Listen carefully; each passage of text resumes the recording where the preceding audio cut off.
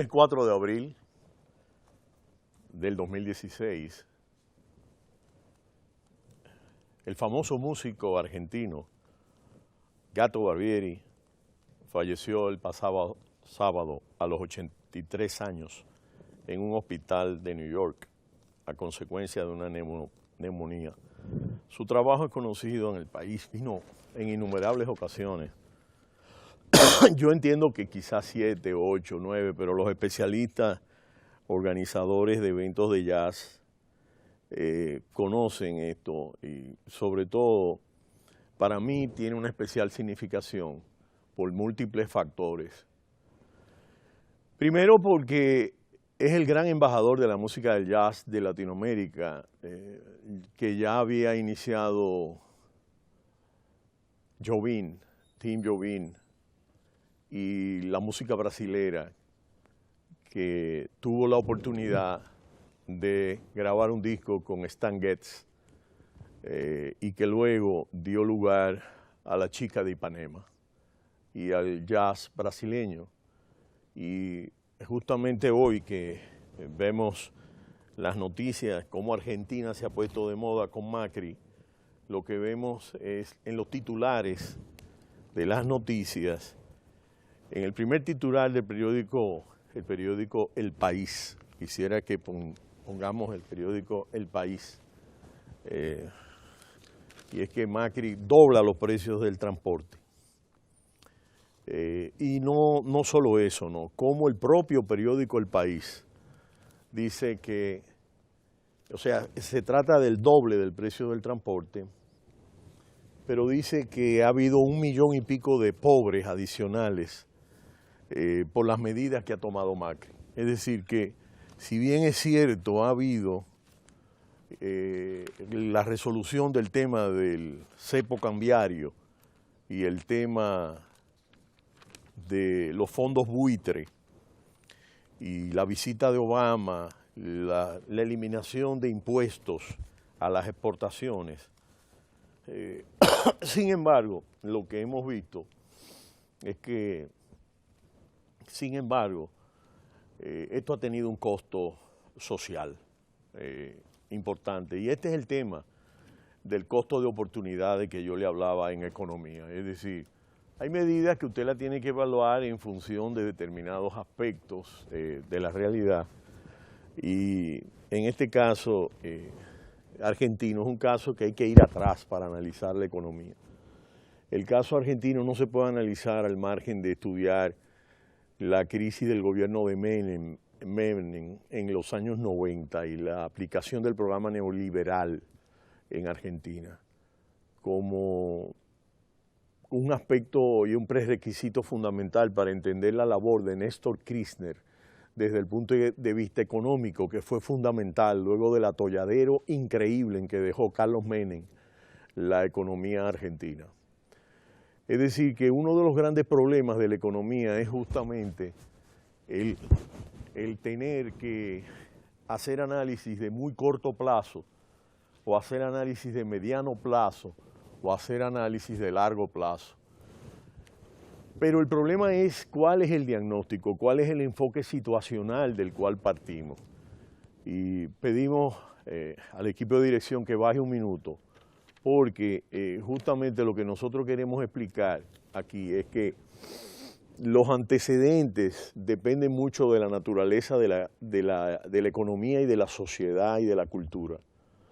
Y en consecuencia, para poder ir al caso argentino hay que ir 15, 20 años atrás para entender la coyuntura. Pero lo curioso de aquí es lo siguiente. La oposición venezolana está prácticamente pidiendo una cantidad de firmas ya para dejar fuera a Maduro. Ustedes saben cómo yo considero acerca de la madurez de Maduro, o sea, es un inmaduro. Pero en realidad a Dilma la quieren destituir por lo que yo llamo un golpe de Estado institucional atípico como el de Honduras y Paraguay. Y similarmente quieren tumbar al gobierno de Maduro. Bueno, el gobierno de Maduro está más deslegitimizado y Maduro ha hecho una política económica y una política internacional desastrosa. y la pobreza ha aumentado dramáticamente, hay una escasez de todo tipo y es la economía de peor crecimiento en el mundo. Pero simultáneamente tumbar todo gobierno al mismo tiempo me parece una insensatez, porque después de todo la oposición venezolana controló el Congreso. Y yo vi un espectáculo importante, y es que cuando finalmente fue Maduro a dar las palabras de rendición de cuentas, el presidente del Congreso venezolano, de origen socialdemócrata, dio un discurso de una hora y sentó a Maduro ahí y le dio crítica y ahí se desarrolló la discusión. Es decir, yo creo que ir a un extremo radicalista en ambas coyunturas, pese a que entiendo que el caso venezolano es diferente, pero fue un gobierno electoral legítimamente constituido, y la solución no puede ser, llegué aquí, quítenme el cuadro de Bolívar, quítenme y saquen esos cuadros de aquí y vamos a destituir este gobierno, por Dios. Es decir, no seamos insensatos, la política es realidades y las realidades se construyen con hechos. Pero Wall Street cerró en viernes, su primera sesión de abril en verde, y los principales selectivos, el Dow Jones, el Standard & Poor's 500 y el índice compuesto del mercado Nasdaq, donde cotizan las empresas tecnológicas, se incrementaron entre 0,61 y 0,92. El Nasdaq 0,92, el Standard & Poor's 0,63% y el Dow Jones de Industriales, su principal indicador, 0,61%. Llegaron a 17.792.75, la barrera psicológica por encima de los 17.000, de los 2.072 enteros con 78 del Standard & Poor's 500, y se acercó a la barrera de los 5.000 en el caso del índice compuesto de Nasdaq, las empresas tecnológicas, hasta 4.914,54, mientras los precios del petróleo descendieron en los mercados internacionales. El Texas un 4,04%, hasta 36,69. Aquella banda de 38,42 bajó a 36. Es otra banda, 36,39 ahora. Se abren bandas y esta banda es importante. Mientras el Brent, que no se había bajado de 42, 41, 40 al máximo, bajó a 38. Entonces está en una banda 38 y no en una banda 40. Y cerró el Brent en el mercado de futuro de Londres, el petróleo de referencia del Mar del Norte, de referencia de toda Europa y otros mercados. La jornada en el International Exchange Future respecto a la última negociación se redujo un 2,29% en $0,91. La futura reunión de la OPEP el próximo 17 de abril, y cuál va a ser la respuesta de Irán frente al pacto de congelación de la producción mundial. El problema fundamental es el tema de Leopoldo López, la prisión de este líder venezolano que ha causado realmente una crisis que se ha expresado en términos internacionales y que provocó que Felipe González y otros líderes de América del Sur levantaran por primera vez un rechazo internacional de varios gobiernos. Este es un hecho importante. Vamos a dejar frisada, por favor, unos segundos. Porque en realidad el tema es que Macri, recordemos, lo primero que hizo, sentándose en el escritorio, fue condenar al gobierno de Macri, a Venezuela, y pidiendo que se sacara de Mercosur. Ojo, vamos a ver con claridad. Su primera medida, y trajo una canciller de trabajar en Naciones Unidas, trajo una argentina de Naciones Unidas y la sentó ahí como canciller. No cualquier persona, ¿eh? Y lo primero que hizo fue solicitar la salida de Venezuela del Mercosur, que realmente entró recientemente al Mercosur. No era parte del Mercosur, porque el Mercosur es la parte ya del cono sur baja, es decir, incluye Brasil, Argentina, Bolivia, Chile, Perú. Ese es el Mercosur. Luego entró Colombia y así. Venezuela realmente es la de último ingreso. Bueno, fue muy claro el planteo de Macri. Y el punto de la espina es Leopoldo, pero aquí hay un tema, y ha hecho a su esposa, la ha hecho una líder internacional, Lilian Tintori, la esposa del opositor venezolano Leopoldo López. Ahora bien, vamos a tomar en cuenta que en esos disturbios hubo muchos muertos. Yo estoy de acuerdo con que una salida sensata de un líder estadista es haber dejado libre a Leopoldo.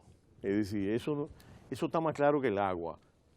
Pero no es menos cierto que en los acontecimientos que se produjeron hubo muchos muertos. Pero el problema es que tú no le puedes aducir a un líder los muertos que haya. O sea, eso en una movilización, en una marcha política, y más en una situación como la venezolana. De manera que ahí ha habido uno de los puntos de cerrazón y terquedad del gobierno venezolano que lo ha afectado en la legitimidad internacional.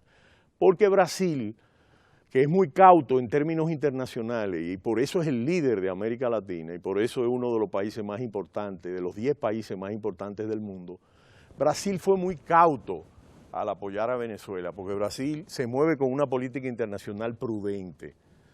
Pero indiscutiblemente que lo de Leopoldo es una situación insensata, pero de ahí al tema actual, la combinación del caso brasilero con el caso venezolano es muy delicado, porque están al lado y son territorios comunes.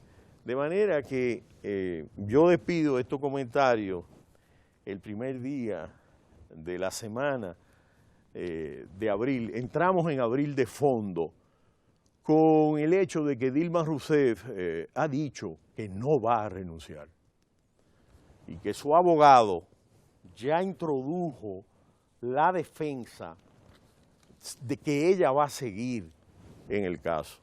Y Lula asumió una actitud verdaderamente brillante.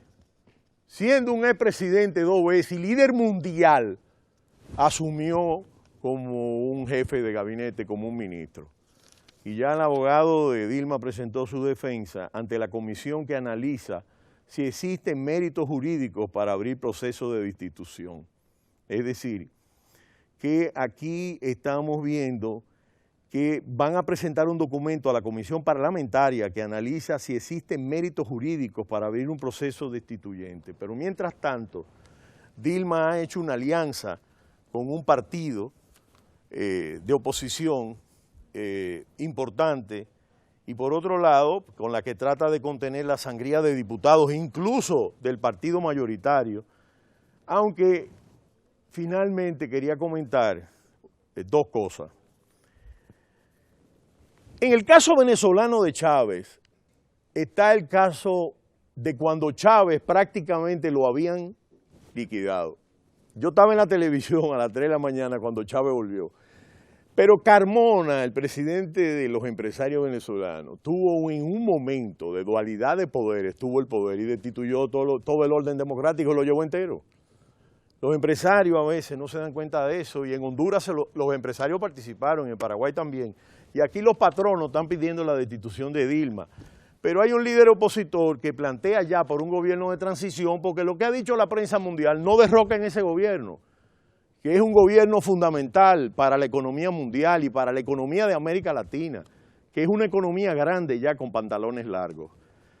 Pero en una nota positiva, para terminar el primer comentario de la semana de Ecomundo, lo que sí podemos decir que el Gato Barbieri es una leyenda de Latinoamérica y es una demostración de que Latinoamérica es una tierra que pertenece a los americanos. Es decir, los americanos no es Estados Unidos, los americanos no, los americanos es Estados Unidos, Centroamérica, el Caribe, América del Sur.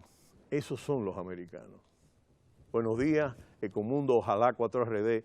No le cambie, cita cultural.